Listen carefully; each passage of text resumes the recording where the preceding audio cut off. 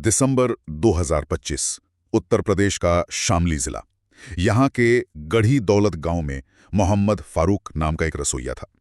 हर दिन की तरह वो अपने काम पर जा रहा था। लेकिन उसके घर पे एक भयानक खामोशी थी। हाँ, उसकी पत्नी ताहिरा और 2 बेटियां आफरीन और सहरीन अचानक जैसे गायब हो गई थीं। और जब किसी ने पूछा तो फारूक ने एक कहानी बना दी। एक ऐसी कहानी जिस पर उसके अपने माँ बाप को भी यकीन नहीं हुआ। और जो सच था वो तो उसके घर के आंगन में ही 7 फुट नीचे दफन था। एक ऐसा सच जो किसी के भी अंदाजे से कहीं ज्यादा खौफनाक था। और देखिए, यही बात इस मामले को सिर्फ एक गुमशुदगी की रिपोर्ट से कहीं ज्यादा बना देती है। एक ऐसे अपराध की कहानी है जो बाहर से नहीं बल्कि घर के अंदर से पनपता है।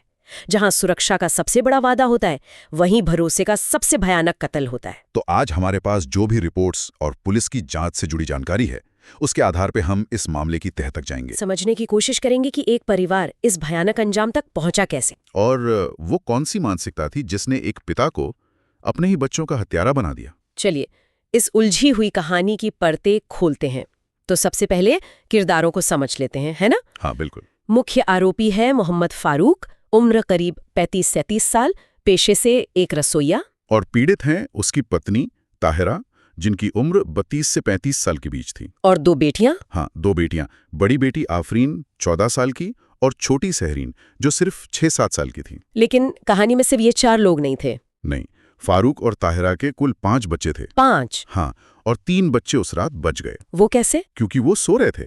10 साल की बेटी असमीन और 2 बेटे, 9 साल का बिलाल और 5 साल का अरशद। तो ये 3 बच्चे इस पूरी कहानी के मुख्य गवाह हैं। बिल्कुल, जिन्होंने एक ही रात में अपनी माँ और 2 बहनों को खो दिया। ये सोचना भी मुश्किल है कि उन बच्चों पर क्या गुजर रही होगी।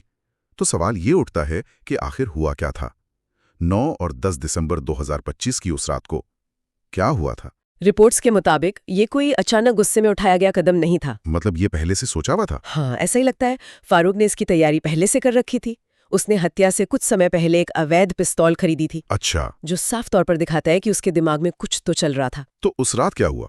उसने शुरुआत कैसे की? उस रात उसने ताहिरा को जगाया और कहा कि चाय बना दो। आधी रात को? हाँ, और जब ताहिरा रसोई में गई तो फारूक ने पीछे से उस पर गोली चला दी। गोली की आवाज सुनकर उनकी सबसे बड़ी बेटी 14 साल की आफरीन नींद से जाग गई। और वो घबराकर रसोई की तरफ भागी होगी। बिल्कुल, और जैसे ही वो दरवाजे पर पहुंची, फारूक ने उसे भी गोली मार दी। 1 मिनट, उसने अपनी 14 साल की बेटी को भी गोली मार दी, जो शायद बस ये देखने आई थी कि उसकी माँ के साथ क्या हुआ। हाँ, बिल्कुल।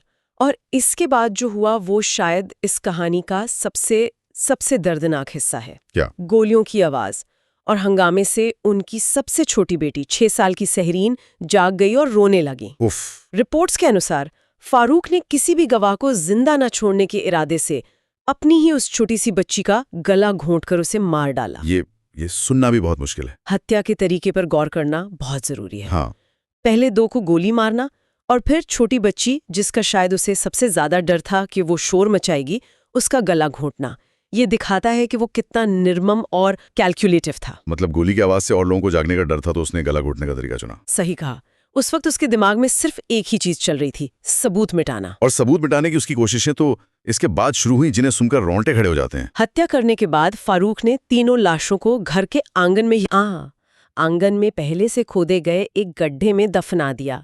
ये गड्ढा करीब 7 से 9 फीट गहरा था। ये गड्ढा किस लिए था? बताया गया है कि ये किसी शौचालय या सेप्टिक टैंक के लिए खोदा गया था। मतलब गड्ढा पहले से मौजूद था? हाँ, और ये भी एक भयावह संयोग है जिसने शायद उसके इरादे को और पक्का कर दिया होगा। ये इस बात का एक और संकेत है कि ये आवेश में किया गया अपराध नहीं था। बिल्कुल, ये एक सोची समझी साजिश थी। उसने मौके का पूरा फायदा उठाया। और शवों को दफनाने के बाद उसने ऊपर से कंक्रीट और ईंटें बिछा दी ताकि किसी को भनक तक न लगे। और फिर अगले 5-6 दिनों तक वो ऐसे बर्ताव करता रहा जैसे कुछ हुआ ही नहीं। कुछ भी नहीं। वो हर रोज अपने काम पर जाता, लोगों से मिलता जुलता, बिल्कुल सामान्य। और बचे हुए बच्चों का क्या? अपने बचे हुए 3 बच्चों को उसने ये कहकर बहला दिया कि उनकी माँ और बहनें शामली में किराए का मकान लेकर रहने चली गई हैं। ये व्यवहार समझना बहुत जरूरी है। कोई ऐसा कैसे कर सकता है? मनोविज्ञान में इसे कंपार्टमेंटलाइजेशन कहते हैं। कंपार्टमेंटलाइजेशन? हाँ, यह एक तरह का मानसिक बचाव का तरीका है जहां एक व्यक्ति अपने जीवन के एक हिस्से को, चाहे वो कितना भी भयानक क्यों ना हो, दूसरे हिस्सों से पूरी तरह अलग कर देता है। मतलब उसके दिमाग में वो काम पर एक रसोइया है और घर पर एक हत्यारा। और ये दोनों पहचानें एक दूसरे से मिलती नहीं है। यह सिर्फ दिखावा नहीं है बल्कि एक भयावह मानसिक विभाजन है। तो क्या उसे इस बात का कोई अफसोस या अपराध बोध नहीं था? वो काम पर जाकर लोगों के लिए खाना बना रहा था जबकि उसने अपने ही परिवार को घर के आंगन में दफन कर दिया था। देखिए, उसका हत्या के बाद सामान्य बने रहना उसी मानसिकता का हिस्सा है जिसकी हम आगे बात करेंगे। जिस व्यक्ति के लिए उसकी पत्नी और बेटियां उसकी इज्जत की वस्तु मात्र है, उनके न रहने पर वो भावनात्मक रूप से वैसे प्रभावित नहीं होगा जैसे एक सामान्य व्यक्ति होगा। उसके लिए उसने एक समस्या को खत्म कर दिया था, परिवार को नहीं। ये सब सुनकर दिमाग में एक ही सवाल घूमता है, आखिर क्यों? मकसद क्या था? कोई इंसान अपने ही परिवार के साथ ऐसा कैसे कर सकता है? और यहीं पर इस कहानी की सबसे गहरी और परेशान करने वाली परतें खुलती हैं। पुलिस के मुताबिक इस तिहरे हत्याकांड का मुख्य कारण क्या था? फारूक की इज्जत। इज्जत? हाँ, उसका मानना था कि उसकी पत्नी ताहिरा ने बुर्का न पहनकर समाज में उसकी इज्जत को ठेस पहुंचाई थी। बस बुर्का ना पहनने पर? ये सिर्फ एक घटना नहीं थी। असल में हत्या से करीब 1 महीना पहले ताहिरा ने घर चलाने के लिए फारूक से कुछ पैसे मांगे थे। ठीक है। इस बात पर दोनों में झगड़ा हुआ और ताहिरा गुस्से में बिना बुर्का पहने अपने मायके चली गई। और फारूक के लिए ये एक मामूली घरेलू झगड़ा नहीं था? बिल्कुल नहीं। उसकी कट्टरपंथी सोच के अनुसार यह उसकी सत्ता को, उसके सम्मान को एक सार्वजनिक चुनौती थी। कि एक औरत, उसकी पत्नी, बिना बुर्के के घर से बाहर चली गई? हाँ, मतलब उसके नियंत्रण को तोड़ दिया और वो इस अपमान को बर्दाश्त नहीं कर सका। या राशन कार्ड तक नहीं बनवाया था? 18 साल में। क्यों? क्योंकि उन सरकारी दस्तावेजों के लिए एक तस्वीर की जरूरत होती जिसमें चेहरा साफ दिखता। अच्छा। और फारूक को यह गवारा नहीं था कि उसकी पत्नी का चेहरा किसी बाहरी व्यक्ति को देखे, चाहे वो एक तस्वीर में ही क्यों ना हो। ये सिर्फ एक आदत नहीं, ये एक विचारधारा है। ये दिखाता है कि उसका नियंत्रण सिर्फ बुर्के तक सीमित नहीं था। वो तो अपनी पत्नी और बच्चों को सिस्टम से, समाज से, पहचान से ही काट देना चाहता था। बिना आधार कार्ड के ताहिरा आधिकारिक तौर पर एग्जिस्ट ही नहीं करती थी। ये नियंत्रण का चरम रूप है। और इसी वजह से उसने अपने बच्चों को भी कभी स्कूल या नौकरसा नहीं भेजा, क्योंकि वहां भी फोटो की जरूरत पड़ती। हाँ, मतलब उसने अपने बच्चों को शिक्षा के अधिकार से भी वंचित रखा, सिर्फ अपनी इस सोच की वजह से। हाँ, और ये हमें सीधे ऑनर किलिंग या इज्जत के नाम पर हत्या की अवधारणा पर ले आता है। ये उसका एक क्लासिक उदाहरण है। बिल्कुल।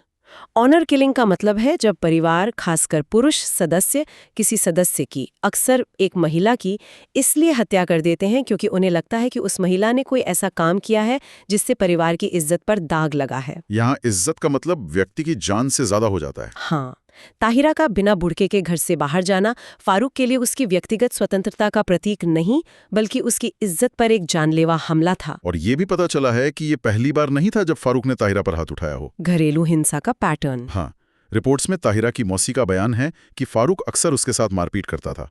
इसका मतलब ये है कि ये सिर्फ एक दिन का गुस्सा नहीं था, बल्कि ये एक लंबा पैटर्न था जो आखिरकार इस भयानक अंजाम तक पहुंचा। बिल्कुल, परिवार वालों ने उसे समझा बुझाकर वापस तो भेज दिया था, लेकिन शायद वो भी इस खतरे की गहराई को नहीं समझ पाए।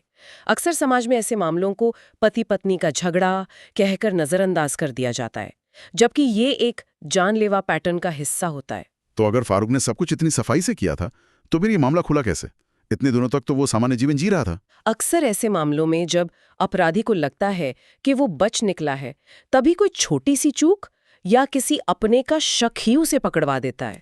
और यहाँ पर शक करने वाले उसके अपने ही माता पिता थे। हाँ, हत्या के लगभग 5-6 दिन बाद फारूक के पिता दाऊद और माँ असगरी को कुछ गड़बड़ महसूस हुई। वो पास में ही रहते थे? हाँ, पास के ही घर में अलग रहते थे। अपने बेटे से उनकी ज्यादा बातचीत नहीं थी, लेकिन अपने बहू और पोतियों के इतने दिनों तक दिखाई ना देने से वे चिंतित हो गए। और फिर उन्होंने गांव के प्रधान से भी इस बारे में बात की। और दूसरी तरफ ताहिरा का परिवार भी परेशान था। जाहिर है। हाँ, ताहिरा के पिता अमीर अहमद भी अपनी बेटी से संपर्क नहीं कर पा रहे थे। जब कई दिनों तक कोई खबर नहीं मिली, तो 16 दिसंबर को उन्होंने पुलिस में गुमशुदगी की रिपोर्ट दर्ज कराई। और पुलिस ने फिर कार्रवाई की? हाँ, तुरंत। पुलिस ने फारूक को पूछताछ के लिए बुलाया।